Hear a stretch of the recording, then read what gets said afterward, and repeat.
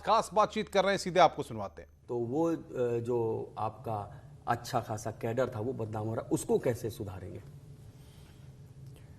देखिए, मेरा तो ये कहना है, ये हम लोग आईपीएस अफसर भी सोसाइटी का ही पार्ट हैं।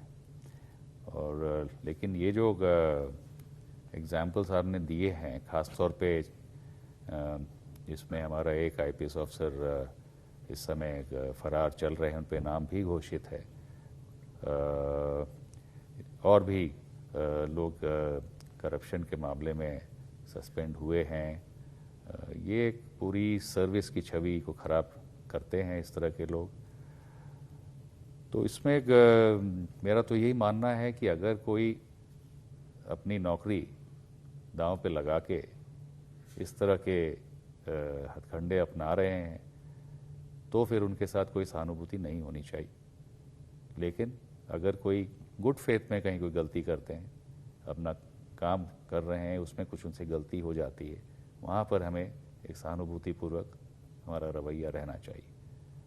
तो ये मैं मानता हूँ कि इस तरह के जो लोग हैं वो एक ब्लैक शीप हैं विभाग के लिए। और जैसे कहते हैं, कुछ ब्लैक शीप के कारण पूरा फोर्स बदनाम होता है, ऐसा आमतौर पे नहीं है। पुलिस के जितने लोग हैं, चाहे वो आईपीएस ऑफिसर्स हों, चाहे पीपीएस ऑफिसर्स हों, चाहे कांस्टेबल्स का तबका हो, चाहे सब इंस्पेक्टर्स हो, 99% लोग बहुत ही मेहनती और दिन रात काम करने वाले लोग हैं। और पुलिस के कारण ही समाज सुरक्षित है।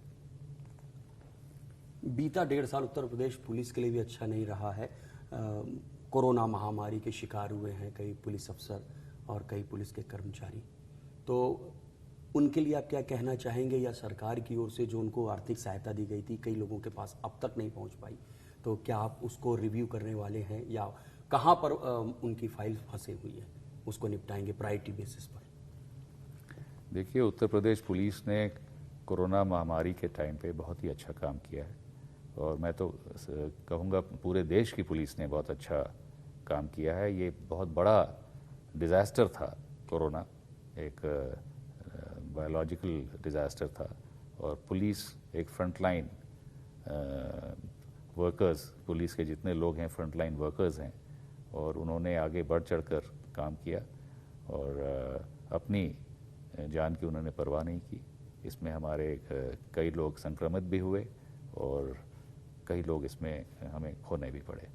ये एक मैं उन सबको मेरी संवेदना है, और उनके परिवारों के साथ में जो जहाँ तक अनुदान का सवाल है जो उनको सरकार से मिलना चाहिए, उसमें से कुछ लोगों को ये अनुदान मिल चुका है, लेकिन अभी कई केसेस अभी बाकी हैं।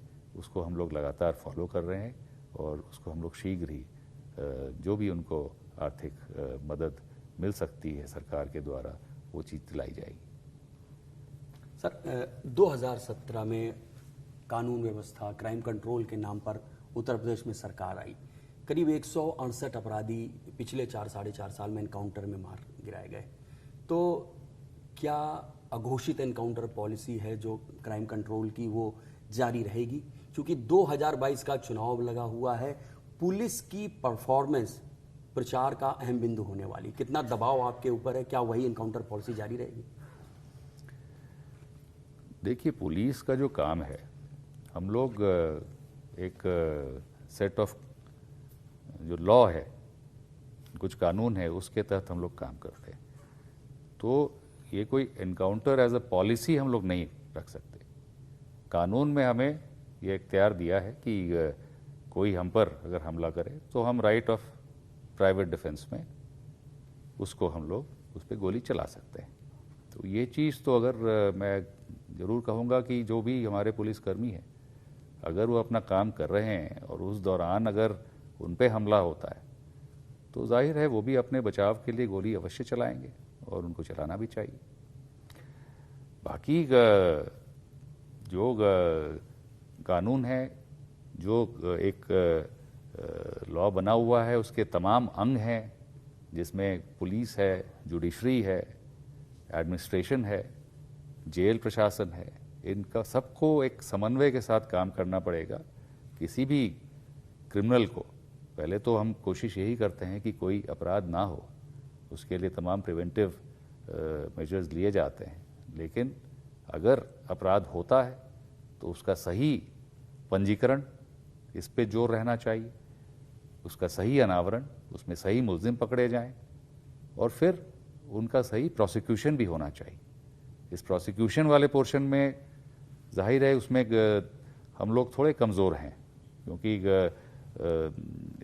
समय का कुछ अभाव रहता है और कुछ एक टेंडेंसी भी थानों में है कि समय से जाके गवाही नहीं दे पाते या फोर्स की कुछ कमी रहती है, तमाम प्रॉब्लम्स हैं। लेकिन मैं चाहूँगा कि ये समन्वय और बढ़े और हम लोग ये जो क्रिमिनल जस्टिस सिस्टम है उसके तहत हम लोग क्राइम को कंट्रोल में करें।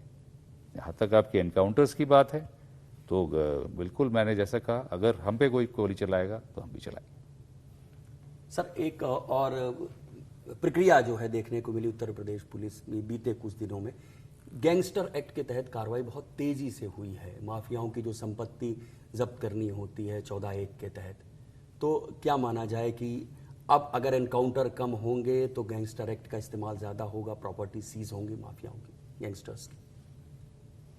नहीं, मैंने ये नहीं कहा कि एनकाउंटर कम होंगे। आप तो ये एक तरह से कह रहे हैं कि पुलिस पे गोली अब नहीं चलेगी, तो अच्छी बात है। अगर पुलिस पे इस तरह से क्रिमिनल्स नहीं गोली चलाएंगे तो नेचुरली फिर हम लोग भी नहीं चलाएंगे, इतनी बात सही है। लेकिन जैसे मैंने कहा, जो भी कानून हमें कुछ हक देता है जिसके अंदर हम लोग कार्रवाई करते हैं क्रिमिनल के खिलाफ में, उसमें गैंगस्टर एक्ट एक बहुत ही महत्वपूर्ण कानून है। और ये बात भी आपने बिल्कुल सही कहा कि पिछले कुछ 1-2 सालों में इसका इस्तेमाल यहाँ प्रदेश में अच्छी तरीके से हो रहा है। और ख़ास तौर पे अब ये जो 14(1) में के अंतर्गत कुर्की की कार्रवाई होती है और उनकी प्रॉपर्टी हम अटैच करने में जो कार्रवाई होती है, ये प्रशासन की मदद से होती है। और पहले भी कोशिश पुलिस के स्तर पे की जाती थी, लेकिन उतना अधिक उसमें प्रशासन की तरफ से सहयोग नहीं रहता था, कुछ हिच सा था उस समय। लेकिन इस समय बहुत अच्छा इसमें सहयोग प्रशासन का ही मिल रहा है और इसी का एक रिज़ल्ट है कि बहुत से बड़े माफियाओं के खिलाफ में 14(1) गैंगस्टर एक्ट के अंतर्गत बहुत अच्छी कार्रवाई हुई है। सर, एक आखिरी सवाल, वो भी कल की गिरफ्तारियों से ही संबंधित है कि अभी भी एटीएस कई जगहों पर छापेमारी कर रही है और ये मॉड्यूल और बड़ा हो सकता है, अलर्ट भी आपकी ओर से जारी किया गया है, तो कहाँ तक इनकी पैठ हो गई है उत्तर प्रदेश के अंदर ऐसे संगठनों की? देखिए, उत्तर प्रदेश में पहले भी घटनाएं हुई हैं, जो आतंकवादी घटनाएं जिनको माना जा सकता है जो हैं। और उत्तर प्रदेश देश का एक तरह से दिल है।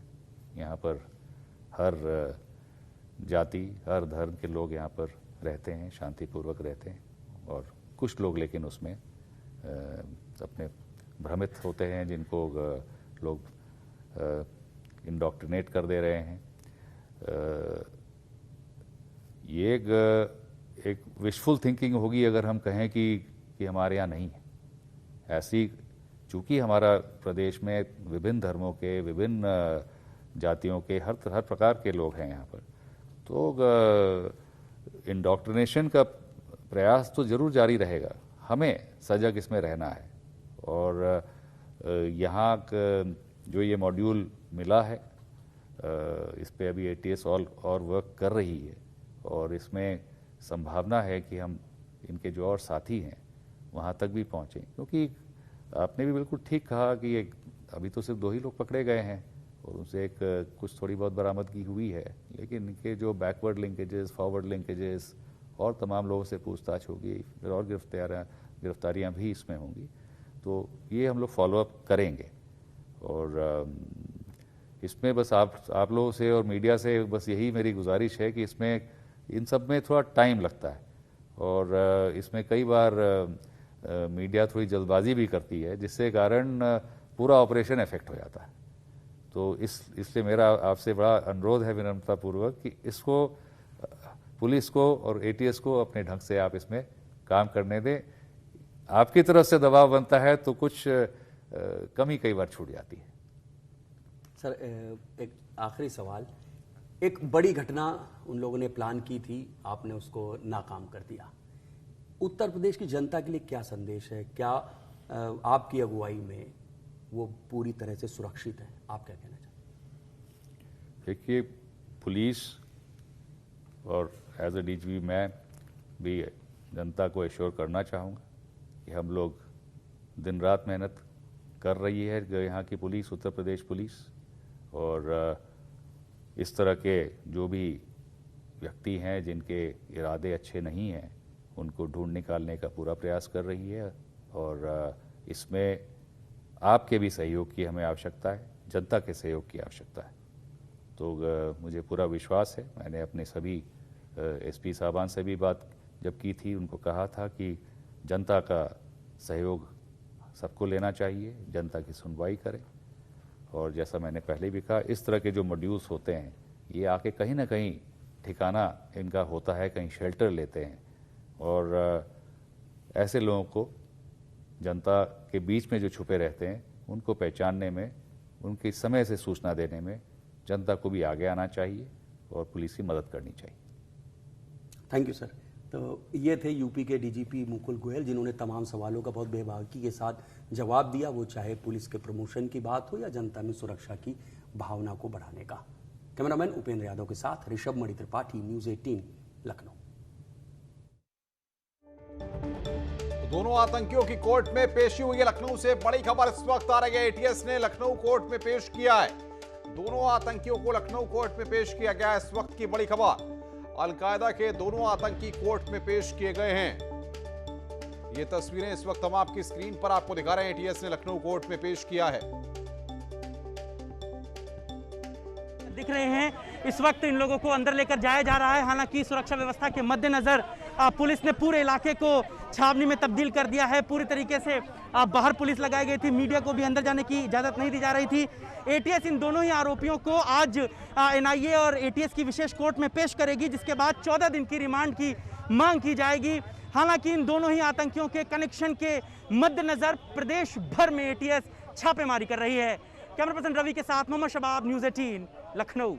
और सीधे रुख करते हैं लखनऊ का। मोहम्मद शबाब बातचीत करने के लिए हमारे साथ बने हुए हैं। शबाब, क्या अपडेट मिल पा रहा है? कोर्ट में पेशी शुरू हो गई है? बिल्कुल, देखिए एटीएस जो है उन दोनों आतंकियों को लेकर इस वक्त एनआईए एटीएस की विशेष कोर्ट में पहुंच गई है। ये तस्वीरें आपके सामने हम लगातार दिखा रहे हैं। बस अब से चंद 2 मिनट पहले ही एटीएस की टीम जो है वो उन दोनों आतंकियों को लेकर कोर्ट परिसर के अंदर चली गई है। अंदर जो है वो इस वक्त उनकी न्यायालय में पेशी हो रही है। कानूनी प्रक्रिया जो है उसको शुरू कर दिया गया है। और सबसे खास बात यह है कि एटीएस जो है वो कम से कम 14 दिन की 14 दिन की रिमांड की मांग करेगी। हालांकि कोर्ट से कितने दिन की रिमांड मिलती है ये अपने आप में बड़ी खास बात होगी, लेकिन इन दोनों आतंकियों के कनेक्शन कहां तक जुड़े हैं, एटीएस इन तमाम बिंदुओं पर बहुत गहनता के साथ तफ्तीश कर रही है। और सीधे तौर पर लखनऊ से सटे हुए तमाम जिलों में भी छापेमारी की जा रही है। तमाम जो लिंक्स हैं उनको जोड़ने की कोशिश की जा रही है कि कैसे मॉड्यूल पूरा काम करता था, लोगों के पास असलहा और विस्फोटक पहुंच रहे थे। इन तमाम चीज़ों के साथ गहनता की तफ्तीश की जा रही है। और चूंकि इन आतंकियों को लखनऊ के एनआईए की विशेष कोर्ट में पेश किया जाना था, उससे पहले ही पुलिसिंग और पीएससी को लेकर के तमाम जो सुरक्षा व्यवस्था के इंतजाम थे वो बहुत सख्त कर दिए गए थे। हर तरीके के मूवमेंट पर बहुत बारीकी के साथ नज़र रखी जा रही थी। एटीएस मुख्यालय से जैसे ही सरोजनी नगर से टीम लेकर वहाँ से निकली थी, उसी के बाद से ही जो एक तरीके से तमाम मानक थे उनको पूरा किया जाए। पुराने हाईकोर्ट का ये इलाका है अनुपम, और बहुत ही जो है वो बिजी इलाका रहता है। आप देखिए यहाँ से वहाँ तक गाड़ियाँ रहती हैं, लिहाजा सुरक्षा के मानकों को ध्यान में रखते हुए पूरे तरीके से कहीं पर भी गाड़ी रुके ना, इसके लिए तमाम जगहों पर पुलिस की नाकेबंदी की गई थी। सामान्य ट्रैफिक को रोका गया और उसके बाद सीधे गाड़ी जो है वो कोर्ट परिसर के अंदर पहुँच गई है। अब हमको थोड़ा सा इंतजार करना होगा, जिसके बाद न्यायिक प्रक्रिया लोगों को कितने दिन की जो है वो हिरासत मिलती है, कितने दिन की न्यायिक प्रक्रिया में उनको भेजा जाता है, इस पर सबकी निगाहें रहेंगी। अनुपम। बिल्कुल, लेकिन शबाब सबसे बड़ी बात यहां पर यह है कि अगर यहां पर एटीएस को रिमांड मिलती है तो उसके बाद जो बाकी और भी लोग हैं इनका नेटवर्क है उसका पता लगाने में एटीएस को ज्यादा मशक्कत नहीं करनी पड़ेगी। और देखिए, इन दोनों आतंकियों से निश्चित तौर पर एटीएस को कई हैं और इस बात को एटीएस भी बखूबी समझती है। कल से इनकी गिरफ्तारी के बाद से ही जो पूरा मसला है वो बहुत तेजी के साथ जो है वो हैंडल किया जा रहा है और बहुत संजीदगी के साथ हैंडल किया जा रहा है। एटीएस ने लखनऊ में कार्रवाई को भले ही चंद मिनटों के लिए रोका हो, लेकिन लगातार कार्रवाई जारी है, लगातार छापेमारी जा रही है। कैसे इन लोगों ने मोबाइल खरीदे, कहां से मोबाइल खरीदे, कैसे इन तक चीज़ें पहुंच रही थी, इन तमाम चीज़ों का जो नेटवर्क है वो खंगाला जा रहा है अनुपम। और महत्वपूर्ण बात यह भी है कि ये जो पूरा काम कर रहे थे, जिस म्यूटेंट के तहत ये सब जुड़े हुए थे, वो जो है वो ओसामा बिन लादेन से भी जुड़ रहा है, अलकायदा से भी जुड़ रहा है। तो ऐसे में तमाम चीज़ें जो हैं वो बहुत ज़्यादा सेंसिटिव हो जाती हैं। चूंकि राष्ट्रीय सुरक्षा का भी मसला है, इसलिए जो एटीएस के आईजी थे, कल भी उन्होंने बहुत ज़्यादा बातचीत नहीं की थी। जो ऑर्डर थे प्रशांत कुमार, उन्होंने बहुत चुनिंदा सवालों के ही जवाब दिए थे। उन्होंने भी इस बात की अपील मीडिया से भी की थी कि जो तथ्यपूर्ण बात है उन्हीं को ही किया जाए, बेवजह की चीज़ों को अखबार में या टीवी पर ना चलाया जाए, र्यूमर से बचा जाए। इन तमाम चीज़ों का बहुत ज़्यादा संजीदगी के साथ ख्याल रखा जा रहा है। और चूंकि राष्ट्रीय सुरक्षा से जुड़ा हुआ मसला है, इसलिए जो छापेमारी भी चल रही है वो बहुत गोपनीय तरीके से चल रही है।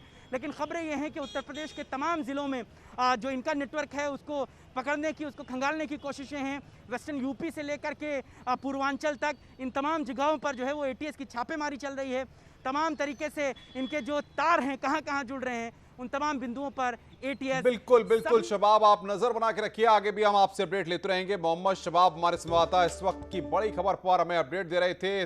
दोनों आतंकियों की कोर्ट में पेशी हुई है और अब आगे बढ़ते हैं। नेटवर्क 18 फेडरल बैंक संजीवनी गाड़ी देश में कोरोना प्रभावित इलाकों की यात्रा कर रही है। वैक्सीन को लेकर जागरूकता लाने में सहयोग। हिमाचल प्रदेश के धर्मशाला में बादल फटने से तबाही देखने को मिली है। पर्यटन क्षेत्र भागसू में बादल फटा है, जिससे छोटे से नाले में जोरदार बाढ़ आ गई। पानी के सैलाब में कई गाड़ियां बह गई हैं। होटलों को भी नुकसान हुआ है। तबाही के बाद अफरा तफरी का माहौल देखने को मिला है। न्यूज़ 18 पर हम आपको एक्सक्लूसिव तस्वीरें दिखा रहे हैं। कोई गाड़ी नहीं है।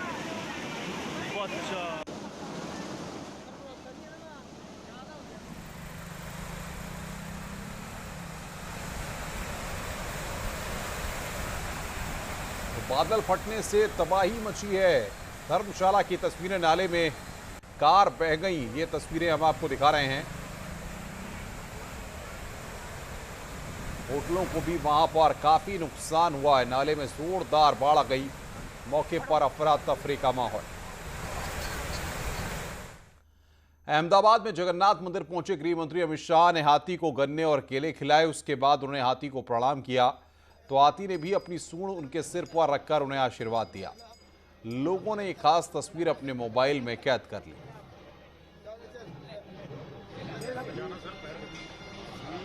जगन्नाथ मंदिर में माथा टेका अमित शाह ने हाथी को गन्ने और केले खिलाए। हाथी ने सूंड रखकर आशीर्वाद दिया।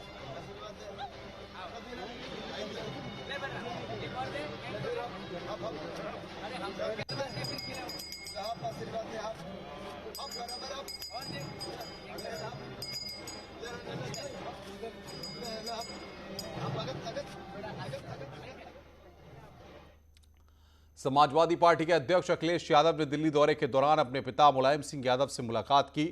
दरअसल मुलायम सिंह यादव गुरुग्राम के मेदांता अस्पताल में भर्ती हैं। इसी दौरान अखिलेश यादव उनके स्वास्थ्य का हालचाल जानने के लिए पहुंचे हुए थे।